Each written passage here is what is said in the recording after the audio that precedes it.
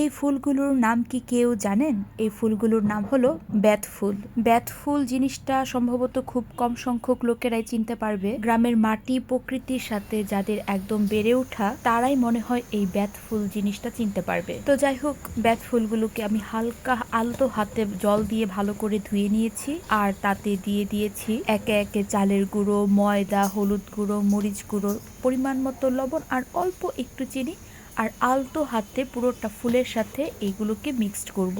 এই ফুলগুলো কিন্তু খুবই হালকা আর খুবই সফট হয়, তো সেগুলোকে একদম হাতে জোর দিয়ে মাখা যাবে না, একদম আলতো হাতে মাখতে হবে।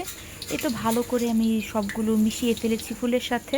এবার এই বেত ফুলগুলোকে ডুবো তেলে ভেজে নিব। তেলটা যখন মোটামুটি গরম হবে তখন আমি এই ফুলগুলোকে দিব, তা না হলে ফুলগুলো একদম কালো কালো হয়ে ভাজা হয়ে যাবে, ভেতরটা কিন্তু একদম কাঁচা কাঁচা থাকবে, ভেতরটা কিন্তু ক্রিস্পি হবে না। তাই আমি একদম অল্প আঁচে এই ফুলগুলোকে বেশ অনেকক্ষণ ধরে ভাজবো।